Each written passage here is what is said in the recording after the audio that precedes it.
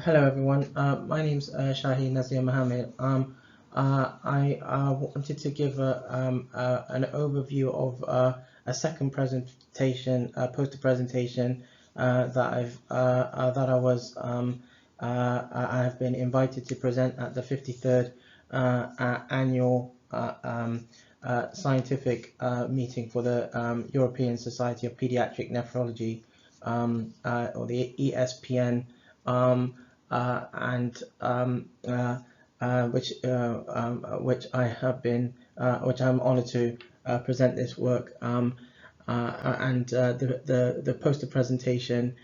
here is on Islam and coping with chronic illness, a question of faith and providing a chronic kidney disease example or a CKD example. And this poster presentation complements and has a link with the first presentation, poster presentation that was also presented at this this excellent conference remit.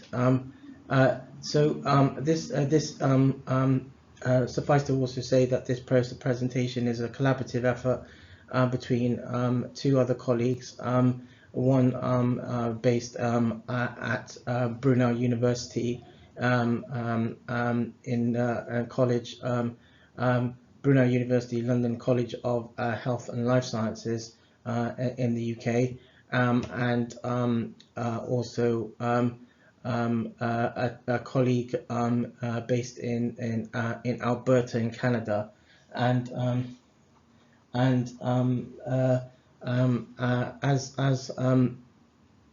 because this is a collaborative effort, we were all working to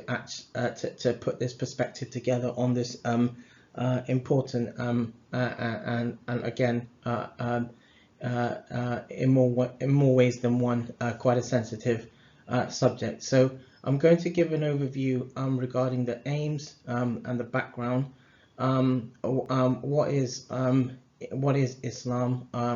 and what do Muslims believe, and then the context around health and coping, and looking at that from an Islamic context,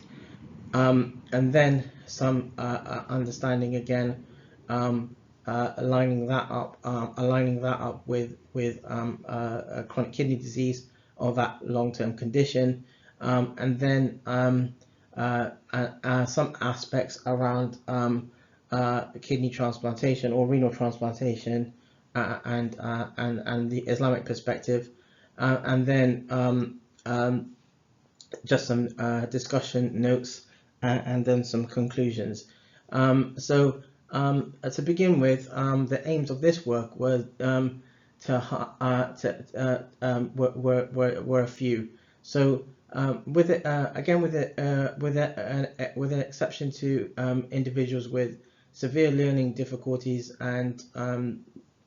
learning difficulties or learning disabilities, those that surround neurological illnesses, which obviously again are very devastating in their own right. There hasn't been an individual who that has ever existed really, who is not consciously aware of what they are going through physiologically, what they're going through physiologically, and what their body is going through on an individual basis, both physical and from a spiritual basis. In some ways, I use the word spiritual loosely here, and again, that's relatable context by in a publication by Miles in 1998. So human beings are consciously aware of their own lives, and it's through understanding that awareness of a consciously constructed self is identified, and that's in linking with work by Dunn in 1998. The literature review here seeks to better provide health and coping from a faith context or an Islamic context, and coping is explored, providing chronic kidney disease in example. And this review also looks at that from a renal transplantation and Islam and renal transplantation or kidney transplantation context, and providing in the main a UK perspective on that. So a bit of background then. What is before focusing on chronic kidney disease specifically, we have to look at chronic illness, and that forms kind of the foundation, really, or the underlying context to long-term conditions, generally speaking. So research exploring definitions of chronic illness is growing and has been growing, and there's literature going back as from 97 to current times, just to in lots of different ways. Works by Riddler and Schurz in 2001 highlighted that there is in 2001 highlighting that these contexts from various different long-term conditions, and also work by Schurz and Riddler in 97 as well, where they initially pretexted understanding around their knowledge base around that, and there is context generally that highlights in the literature that in order to expand on primary findings around chronic illness and definitions, really more explicit reflection should be specified to the coping concept for individuals with chronic illnesses, because again, everyone, whilst we can't possibly know everything and in surmountable detail around how individuals cope with specific areas of healthcare, or areas of their health linking to their individuality, we can certainly identify with what literature highlights around a general basis of what chronic illness is. Research has highlighted, though, that the importance of having informed clinical decision making models surrounding coping, and in context, research has highlighted perception of in work that one of the collaborators, Banning, has explored this context in Muslim women with breast cancer, and looking at health practices around that, from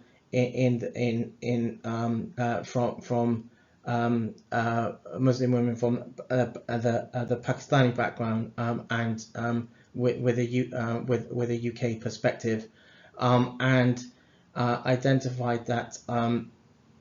the assessment of challenging situations and identifying coping strategies in context with chronic illnesses and those that are semi-terminal illnesses, or if not palliative conditions as well. This should that prompts a standpoint really where discussion needs to be had with regard to chronic illnesses more generally, and so that then leads us into the next the next point, the next area where I want to focus, which is what is Islam and what do Muslims believe. In a broad-based way, Islam is in its entirety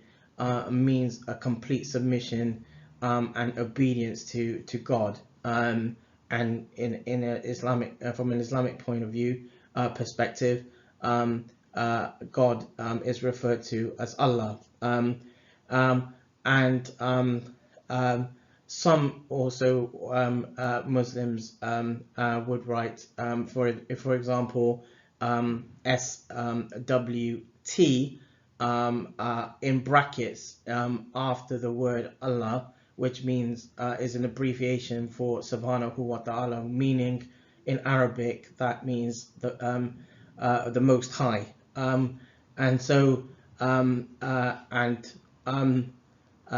Though that's not necessary, some do put that down for their own for understanding. In this context, it's a complete submission and obedience to Allah, and a guide necessary for every aspect in a Muslim's life. So Islam in general context is a way of life and deals with all issues in life, whether physical, social, economic, educational, and judicial. There's literature going back as far as 1980s and earlier, around understanding around that. Islam stresses the best conduct in personal, social, political, economic, moral, and spiritual affairs in the life of the individual, the aim of in context with that, the aim of the Islamic law, some would refer to that as the Sharia, but in a general context, well, sorry, I'll just backtrack a little bit. Apart from the Sharia, which is kind of a word that that people use quite loosely, but when we're talking, obviously, when conveying understanding or bringing about understanding around, sensitive topics around where ethics and I suppose aspects of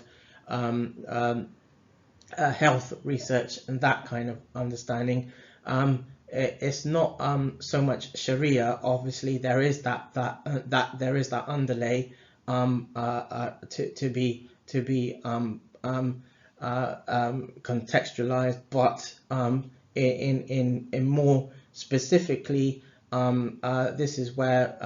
the Islamic law it should be more about there's the understanding should be had around fiqh, which is basically around Islamic jurisprudence, and basically that is where this kind of where areas of health medicine, science, and research, that kind of context, that is around, that is in a specific kind of broad-based way, is what fiqh is. It has been around. So those who provided understanding in times before now, those they would have concentrated on fiqh,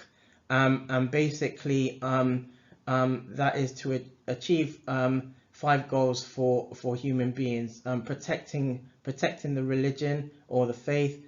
protecting self, protecting possessions, and protecting the mind, and protecting offspring as well, and for future generations in more than across several spheres. The religious values of Islam that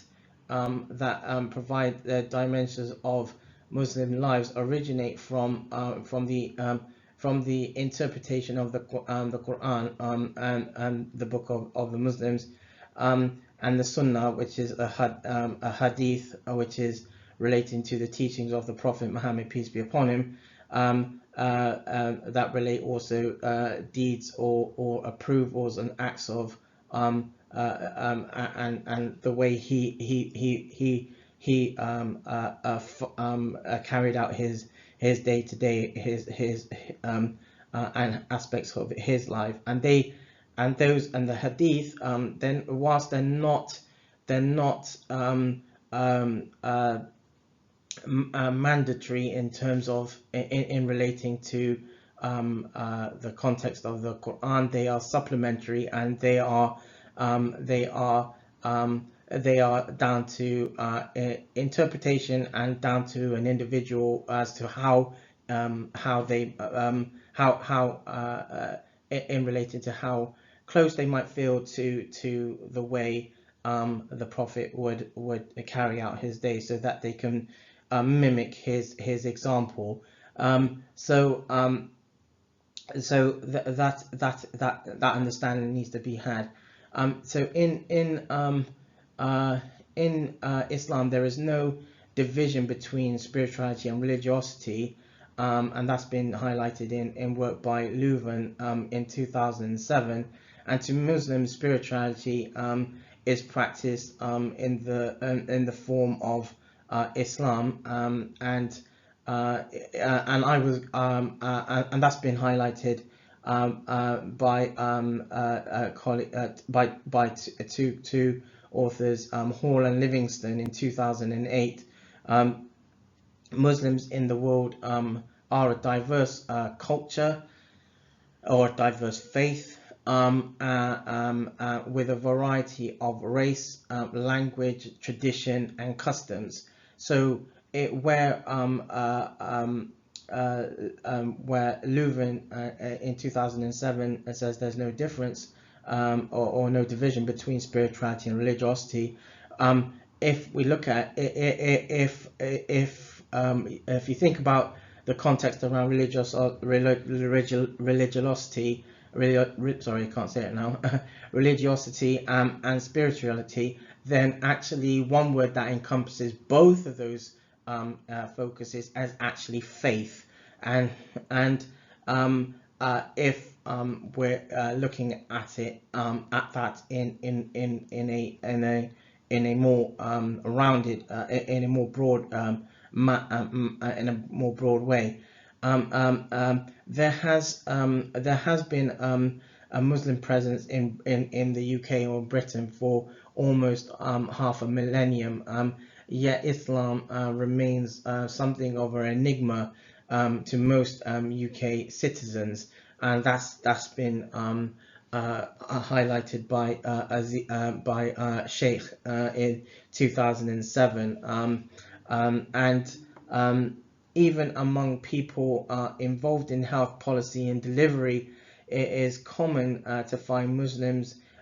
being thought of as synonymous with Asians or Arabs, and such positions reflect a misunderstanding of faith, that has and confines to bind diverse groups of people. Ethnicity and faith are important markers of self-identity, and though often closely intertwined, they are actually they are not synonymous. So that's important to highlight here as well, because where we say Asians or Arabs, or we say for example Indian or for example Pakistani, or you say those who might be, for example, Caribbean or Nigerian, etc. Then basically, in a specific way, those entities relate to groups, or for example, Black and Asian minority ethnicities, and then going deeper down into it, and those are again markers of self identity, but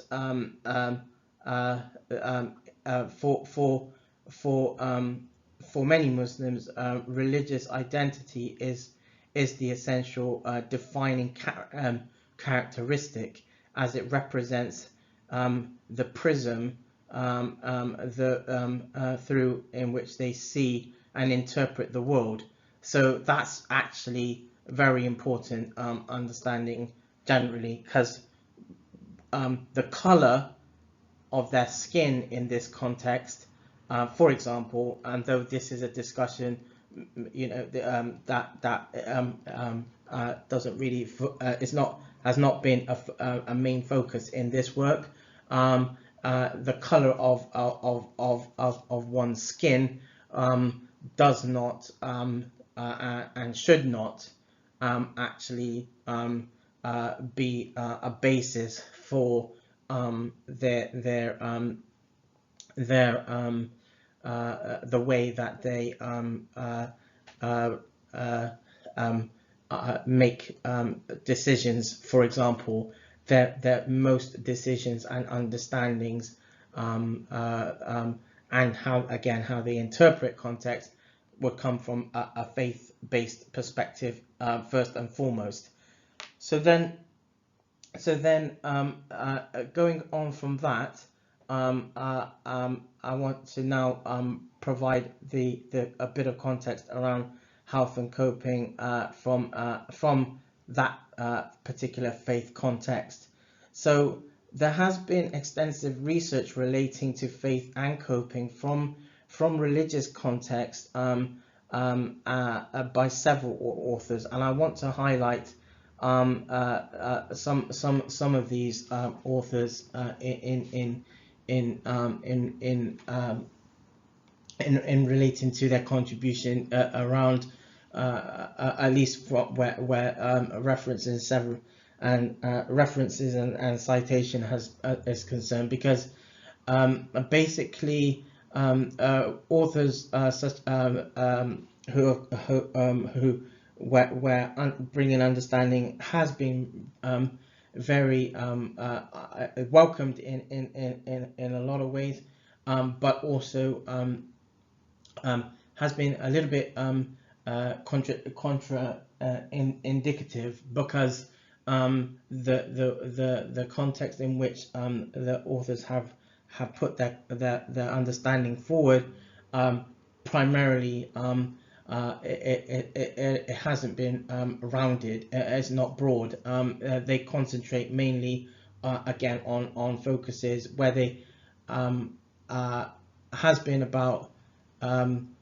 I think what they try to do in their works has been about faith, but has been actually concentrating on spirituality, which and really trying to understand, identify what spirituality is, when there hasn't really been and a kind of a sort of interpretations of that interpretation of spirituality in these papers haven't come out very well, but they've still done honorable work in one way or another. So the works by Koenig in 2000, and he published quite a few papers around this context in the 2000s. So in 2000 and 2001 and 2000 2000 and 2001 and 2012 and more recently as well. So academics and health professionals are now finding it more important, though through delivering care, coping and health do have particular associations in a number of diseases and a number of long-term conditions. One of the main obstacles to making a case to increase the health services for Muslims has however been the lack of reliable data. A question about religion was included in a 2001 consensus and detailed a picture of Britain's faith communities did finally begin to emerge, and that's been documented by Sheikh in 2007, and in order for the medical community or the health community to gain and maintain a Muslim's trust and confidence in challenging health situation, such as making decision on donating a relative's organ or receiving one for self, and to ensure that a person feels free to make his own choice. It is important to show respect for his and her and those around them a view of life, and that's actually also a highlight that amongst other authors is Rockensberg in 2009 highlights that quite succinctly. If the view of life is religious, on religious adjustments and points of view should be regarded as valuable expressions of personal life experiences. Additionally, when understanding coping from an Islamic context or that particular faith context, it is crucial to appreciate the Muslim's way of life, and therein there are a number of verses in the Quran that actually relate and concern coping, and if not just coping, also around, for example, when we talk about making decisions, or if not decisions, about how we respond, there's the flight and fight response in regard to going through, for example, from a physiological context, what the body has to go through in response to a particular stress or a particular stress or strain. Whilst there has been extensive research on definitions of coping, stress and health from a number of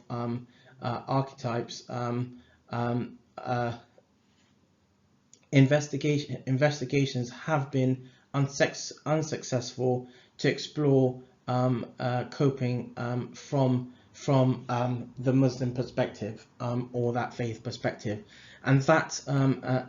coping, I have to mention here that extensive understanding around coping has actually been from come from, at least from a fundamental basis, has come from Folkman in 1986, Folkman in 1987, and Folkman and Lazarus in 1988, and Folkman and Moskowitz in 2000 and 2004, and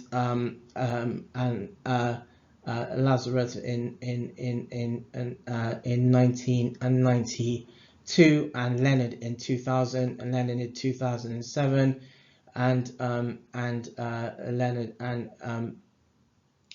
Mint in 2009. So, where I mentioned, for example, Koenig, they've done a lot of work around the spirituality context, but generally speaking, these authors have not looked at understanding from a Muslim perspective or that faith perspective. So, and especially where looking at things from a long-term condition perspective, that hasn't really come out into the forefront. Now aligning that with chronic kidney disease. Well, basically in this context, born with whether someone goes through whether someone is diagnosed later in life, or they're born with or they're diagnosed early in life with a chronic illness, adjusting with that, and in this context, I'll highlight the context around the understanding around chronic kidney disease. It's a continuous challenge. CKD, or abbreviated from chronic kidney disease, is a long-term, again, a long-term irreversible clinical condition or medical condition that has been described as the gradual and usually permanent loss of kidney damage. I would say use the word usually very loosely, because actually when we say permanent, it is actually permanent. It can't really see it's permanent is also, like, for example, saying absolute, and you can't say usually permanent really, but I'm using I put it here as a quite loosely. So it's permanent, and there's a loss of renal function or kidney function over time. Early in the disease, individuals with CKD experience symptoms experience symptoms later, and not often, and they don't, and the symptoms don't always become apparent until later, and it does again depend on the time of diagnosis, but even in the absence of symptoms, CKD appears to add significantly to the burden of things like cardiovascular disease, or CVD, and of course death, and that's been highlighted by authors Black in 2010. In the National Health Service, diagnostic tests diagnostic tests, medication, and ongoing treatments for kidney failure are heavily provided by NHS Trust, or have been, and that includes hemodialysis treatments, treatment costs. The treatment costs does cost the NHS something in the region of between 20 to 25,000 per patient per year. And that was actually the costs around 2005, 2004, 2005, maybe a bit before that, that was data or understanding that came out of the National Service Framework for Renal Services in parts 1 and 2. Part 1 was published in 2004 and part 2 was published in 2005. Coping therefore may be helpful for those who are coping, and that context again hasn't come out in chronic kidney disease or that particular condition, but it can be helpful for those who have faith, and that's been highlighted by Patel in 2002. And faith and coping has been shown to be effective in adjusting end-stage dialysis, and that's been highlighted by Valcanti in 2012. There are studies that have shown that have found positive relationships between faith and coping amongst those who are undertaking dialysis treatment, hemodialysis treatment, and that's been highlighted by Cao et al. In 2009 and Ramirez in 2012, assessing relationships between faith, health, and coping in CKD patients from various ethnic backgrounds will become more important, or should become more important prospectively, to identify associations to improve health outcomes. So in that context, CKD providing that basis as a long-term long-term condition or focus provides an adequate basis as to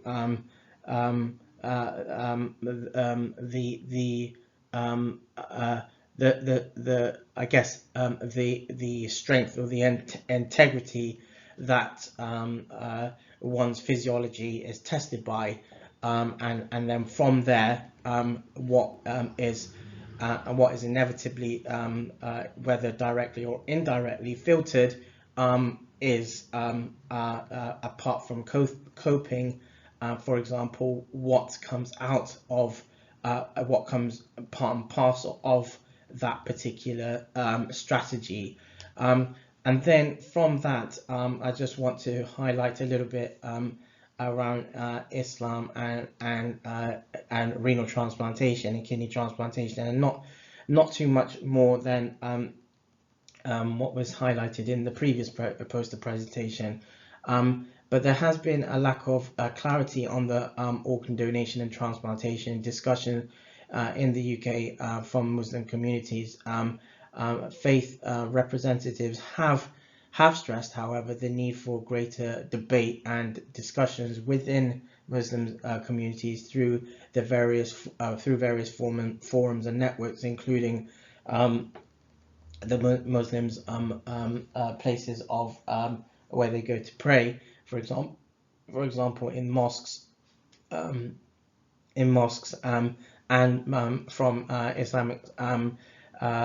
scholars and Muslim Muslim media and other third sector organizations, and reference has also been made for the need of research and outcomes from ongoing discussions to be presented formally. And of course that's quite important, because without having places to in a way to disseminate that understanding, then the written word may as well just stay stay stagnant, and understanding can be lost, and it's a shame that there are not places or ways to disseminate that knowledge or that understanding, sorry, where that can be a focus. And most importantly, there has been a call for a stronger unified statement from Islamic body. So I mentioned a little bit about fiqh and what fiqh is in relating to Islamic jurisprudence, and mainly this it encompasses aspects around Sharia or Sharia law. But when there's in relating to when there's a joining of fiqh and Sharia, then you have whether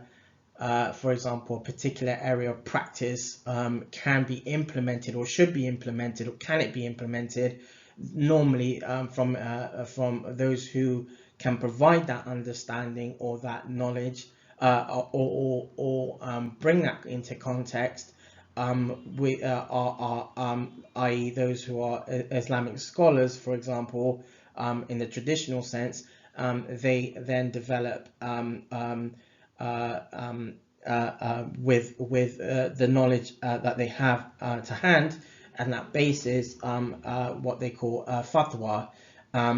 So that is basically a statement saying whether something can be done or not. I think traditionally speaking, focused, it's more what can be done or should be done, more than what is not allowed, for example. So the issue of mistrust from the medical system has also raised Muslims, has also been raised, and Muslims have voiced concerns about not having the necessary clear information on the actual processes of organ donation, for example, to ensure that there is no misuse of the body and organs. And that's actually been highlighted in an organ donor campaign back in 2012, and over 500,000 individuals die each year in the UK, but fewer than 5,000 individuals a year die in circumstances or from conditions where they can become donors. There was a campaign in 2020, the Taking Organ Transplantation to 2020, a UK strategy, which actually was started out in 2013. Aims to provide the leadership perspective and education and recognition that will make UK citizens proud to donate, or at least have a more informed understanding, so that they can make more proactive, they're more proactive in their decision making.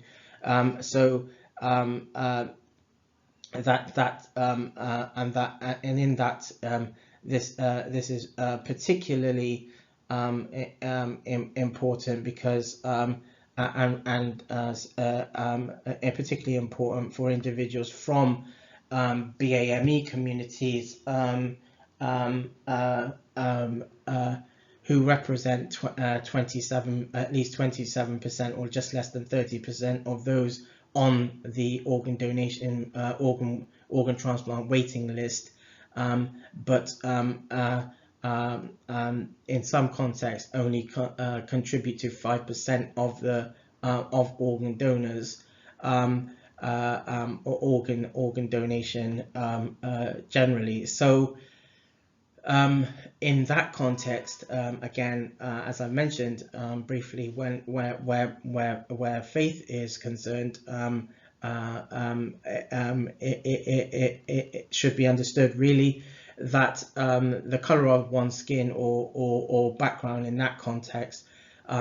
should only, where decision making is concerned, it should only be skin deep, and therefore when we look at faith, which actually should embody everything and the all over perspective of what an individual embodies, more robustly, that should be the basis of in context of their decision making. I do there is one one area that I do feel I have to highlight as a problem in some of the understanding, at least in part of what a criticism to part of this work, and that is to say that whilst the Taking Organ Donation Transplantation to 2020, well, a UK strategy effort that started in 2013, quite in a way, whilst they were proactively the authors of that work and the leads around that work, whilst they actively highlighted that this is a problem, they focused more specifically focused on the word BAME, or around around that more, when really I think what they were trying to do, or what they were trying to focus around, really was meant to be around faith, but actually and where people did get involved to bring about that understanding, even from the actual faith, different faiths and different perspectives from that, from those different faiths, not least from Muslim backgrounds, or specifically the work actually generally around that, and more recently, more recently, has always focused back onto BAME and not faith. And so that's where again it's a bit, it can be a bit misleading, and sometimes you have to try to when looking at the literature, it's in some regard it's open to interpretation, but again the Muslim focus, or the Islamic focus, actually has been lost, or not completely lost. Sorry, I apologize for that. It's not completely lost, but it has been mislocated, and actually misaligned. This work looks to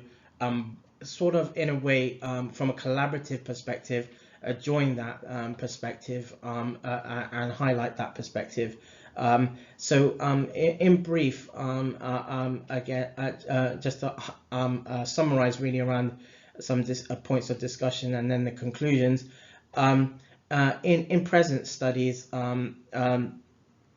present at least from one perspective or another, work by Dane 2012 and 2013, there is ever more need to include Muslims in research, gathering their perceptions in context, and context as has been in the, and also highlighted in work by Araya and Khalil in 2009. This is an instant requirement. There is an instant requirement for propagation of rudimentary understanding around CKD and health information, and that should be made accessible for Muslim communities, and that's been highlighted and rectified by Plantinga in 2010, 12 and 13. Muslims and non-Muslims alike do have issues coping, and that should be no surprise. Everyone has a different way of adapting and coping, more coping than adapting, or even more coping than tolerating, for example. And this could be because of a number of obstacles. Muslims in particular may find it a challenge to discuss discuss or access specific health requirements that relate to today's, or open quote and close quote, today's medicine, or Islamic doctrines, because for example, in the Western world, or the developed world, more developed world, versus other parts of the world, for example, the practice, Islamic practice, is not day to day, or it's not embedded embedded from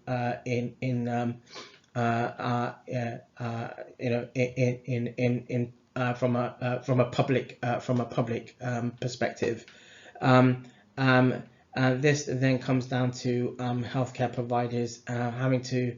find ways or endeavour to house more faith-based services and practices, and that certainly has been, it's been documented, but it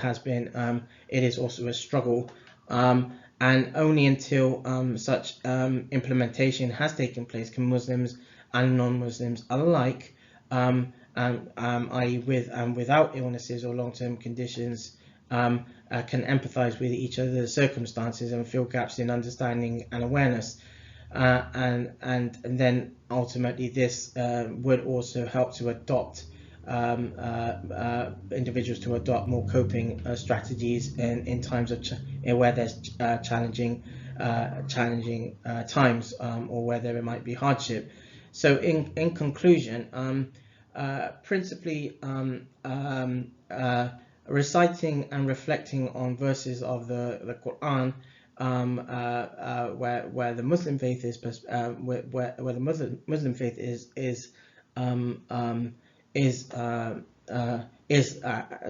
doctrine, and its principle, can be comforting and promote positive coping. Academics and health policy makers must endeavour to include Muslims in policy making, since they are still to a hard to reach population in this manner, and that's quite it's quintessential to have that basis. Further would be to support faith-based services more generally in health practice. This would form unity, positive collaborations, and of course be an eloquent definition of progress. And studies are required, recruiting or inviting really Muslim and non-Muslim patients with different long-term conditions, not least chronic kidney disease or that particular long-term condition, to actually understand how reciting the Quran as an intervention, I use the word intervention loosely as well here, really could be beneficial to both those from those of for example non-faith backgrounds, and that is something that that's an area of focus that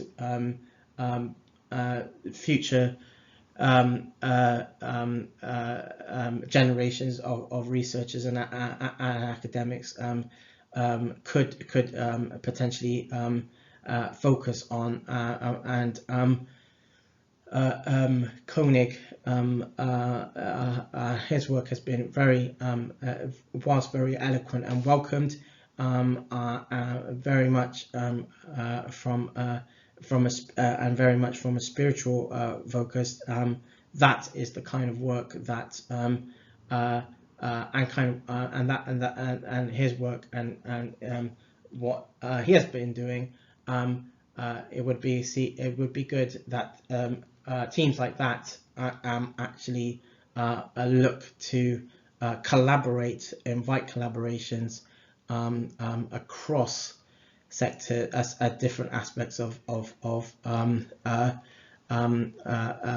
faith as well, so that it makes that way the body of knowledge around this entity is more robust and